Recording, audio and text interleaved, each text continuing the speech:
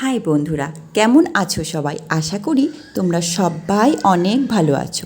আমিও অনেক ভালো আছি তোমাদের আশীর্বাদে আর তোমাদের ভালোবাসায়।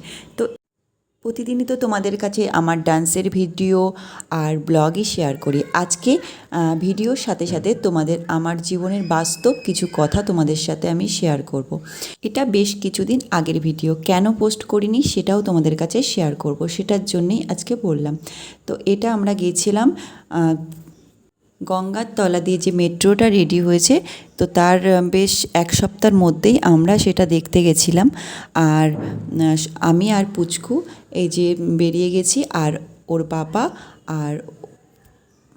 আর ওর দাদা, পুচকুর দাদা, ওরা একটা ডাক্তারের কাছে গেছিলো। ওখান থেকে আমরা শিয়ালদা থেকে মিট করে তারপর একসঙ্গে আমরা গেছি। তো আমরা কী কী করছি পুরো ভিডিওটা তোমরা দেখতে থাকো। তো ব্যাপারটা হয়েছে, আমার এই পেজটায় একটা ফটো আমি পোস্ট করেছিলাম। সেটা এক জায়গায় আমার একটা অফার এসেছিলো, তো সেটার নাম বলবো না। সেখান থেকে অফারে একটা কার্ড এসেছিলো। তো সেই কার্ডটা আমি, তোমরা সবাই জানো আমার ফ্রেন্ডে যারা আছো, সেই কার্ডটা আমি শেয়ার করেছিলাম। তো তোমরা সবাই আমাকে উৎসাহিত করেছিলে, কেউ বলেছিল না, কেউ বলেছিলে হ্যাঁ যান। তো যাই হোক, সেই কার্ডটা পোস্ট করার পরই আমার পুরো পেজটায় না নো ইস্যু বা অনেক রকমের প্রবলেম ক্রিয়েট করলো। আর তারপর থেকে না ফলোয়ার, তারপর ভিউয়ার্স একদম ডাউনের পথে গেল। তো আমি যতই ভিডিও পোস্ট করছিলাম বা কোনো লাইভ করছিলাম, যাই করছিলাম না কেন, কোনো কিছু রিচ ডাউনের দিকেই যাচ্ছিলো। খুব প্রবলেম হচ্ছিলো আমার পেজটা। তো অনেক দিন হলো যে পেজটা আমি ঠিকই করতে পারছিলাম না। মানে কার কাছে ঠিক করব, কি করব, সেই ভাবতে ভাবতে মানে আমি অস্থির হয়ে পড়ছিলাম। তো যাকে চিনি আমি সবাইকে ফোন করেছি, জিজ্ঞাসা করেছি যেটা আমি কী করব, কীভাবে সলভ হবে। তো আমি এত কষ্ট করে পেজটা দাঁড় করিয়েছি, তোমরা বুঝতেই পারছো মানে কত কষ্ট করে একটা পেজ দাঁড় করাতে হয়। তারপরে আমার ছোট দুটো বাচ্চা, একটা বাচ্চা একটু বড় হলেও সে তো অতটাই না, আর একদম ছোট, তাকে খাইয়ে দাইয়ে স্নান করিয়ে সব রকম তাকে করিয়ে ঘুম পাড়িয়ে হলেও একটু সময় বের করে আমি ভিডিও এডিট করা থেকে শুরু করে যেন কতটাই একটা সময় লাগে। তো সেটা করার পরেও যদি আমি একটা ভালো জায়গা পেতাম তাহলেও তো হতো। তখন আমি কি করলাম, তো এত কিছু করার পরে যখন পেজটা কিছুদিন হলো মানে ভালোই গ্রো করতে করতে তখন দেখি পেজটা এরকম ইস্যু শো করেছে। তো আমি কি করব, মানে মাথায় কোনো কিছু কাজ করছিল না। তো মনে হচ্ছিল যে আমি নিজেই মরে যাই। এতটা ডিপ্রেশনে চলে গেছিলাম, ভীষণ পরিমাণে ডিপ্রেশনে চলে গেছিলাম।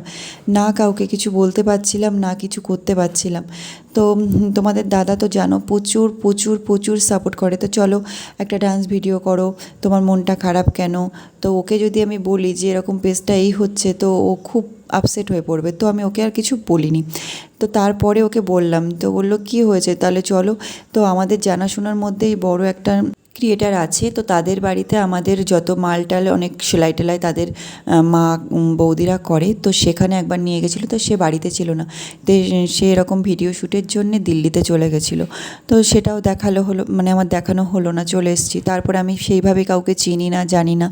আর যাদের চিনি তারা তো হেল্প করা তো দূরের কথা, তারা বলছে যে একটা ভিডিও চালিয়ে সেই ভিডিওতে কি বলছে সেইটা দেখে সব ঠিক করো। তো আমি সেইভাবে পেরে উঠছিলাম না। তো আমাকে হেল্প করতো কাকন বলে একটা মেয়ে, আমার পাশের বাড়ি।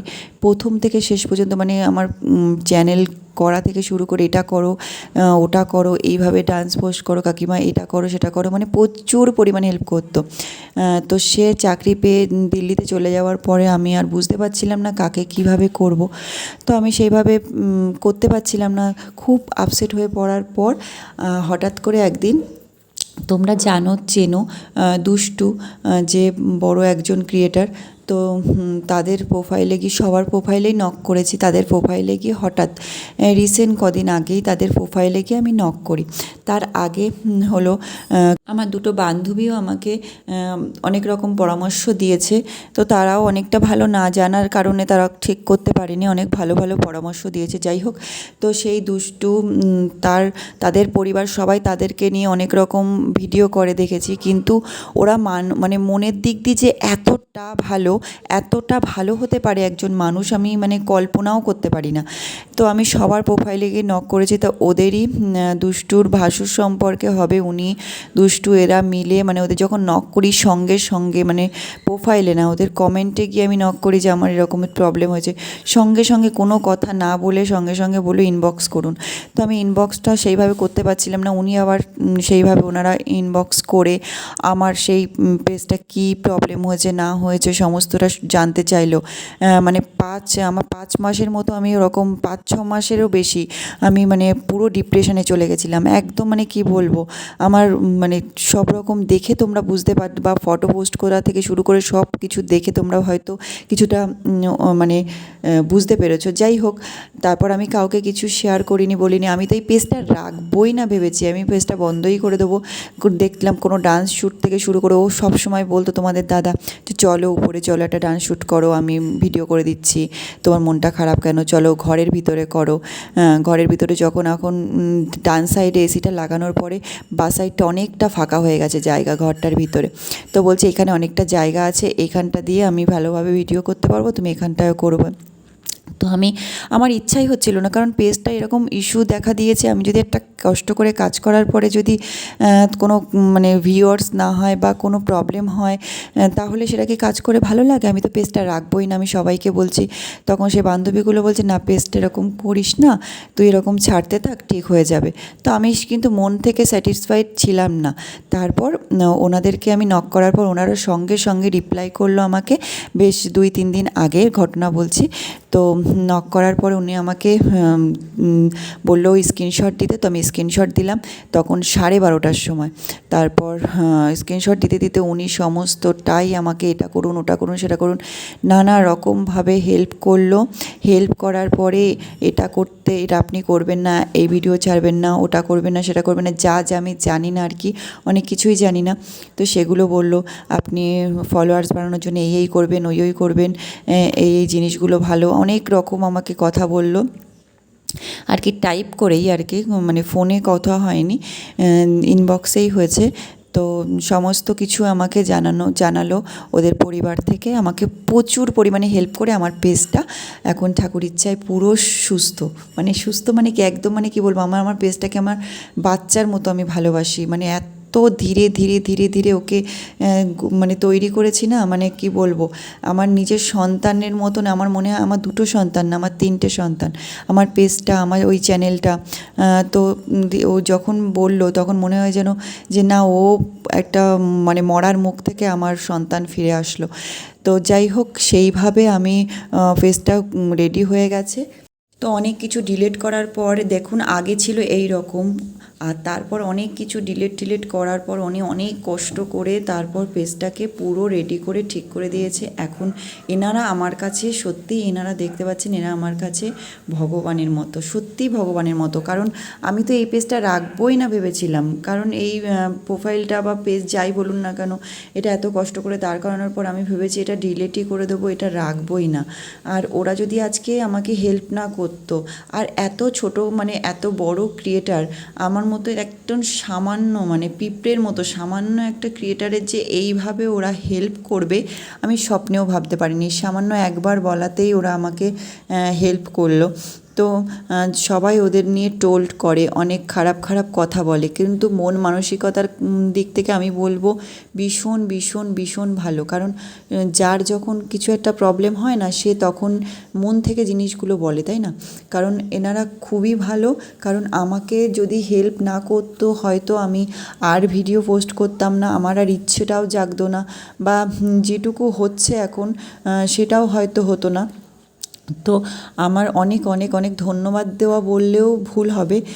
তো বললাম না একদম ভগবানের মতো, তো ভগবানকে কি ধন্যবাদ দেওয়া যায়? যাই হোক, তো তোমরা যদি এই ভিডিওটা দেখে থাকো তাহলে অবশ্যই জানিও আর কমেন্ট করো।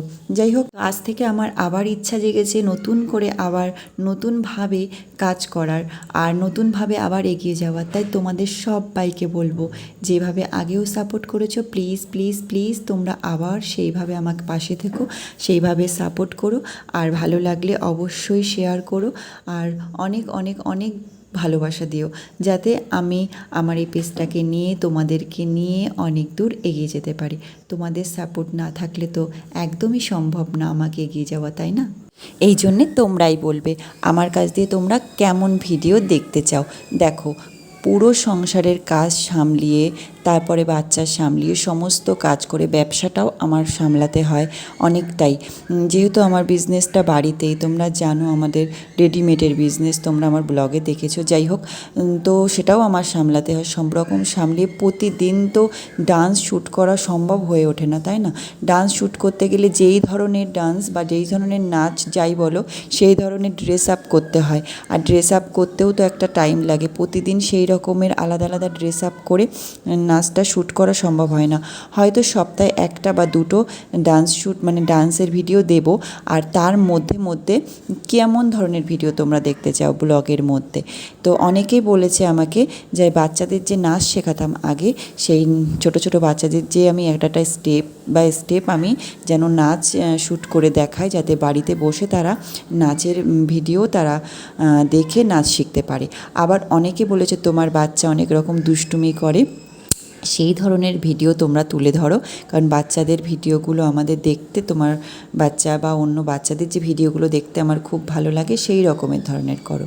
আবার অনেকে বলেছে সুন্দর সুন্দর রান্না আর তোমার বিউটি টিপস থেকে শুরু করে সুন্দর সুন্দর রান্না শেয়ার করো। তো তোমরা বলো আমি কি ধরনের ভিডিও এর মধ্যে থেকে শেয়ার করব। তো তোমাদের অপেক্ষায় কিন্তু রইলাম যে তোমরা কি ধরনের ভিডিও দেখতে চাও। এই এতজন মানে কমেন্ট করেছে এই ভিডিও দেখতে চাই, ওই ভিডিও দেখতে চাই, অনেকেই বলেছে। কেউ বলেছে এটা, কেউ বলেছে ওটা, কেউ বলেছে ডান্স, কেউ বলেছে রান্না, কেউ বলেছে বাচ্চাকে নিয়ে মানে তোমার বাচ্চার দুষ্টুমি থেকে শুরু করে সমস্ত কিছু।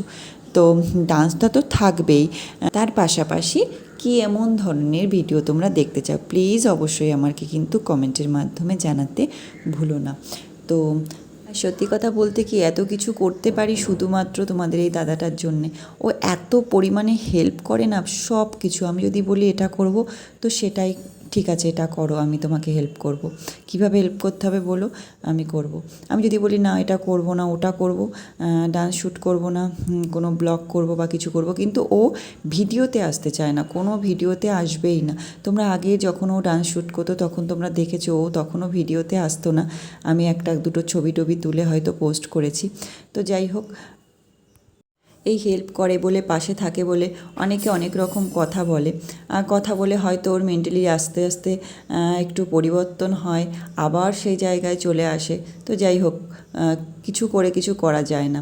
যেটা বাস্তব বা যেটা ঠিক, সেই ঠিক পথে ঠিকই থাকে, ভুল কিছু হয় না। ভুল কিছু ক্ষণিকের জন্য, যেটা কপালে ভগবান লিখে রেখেছে সেটাই হবে।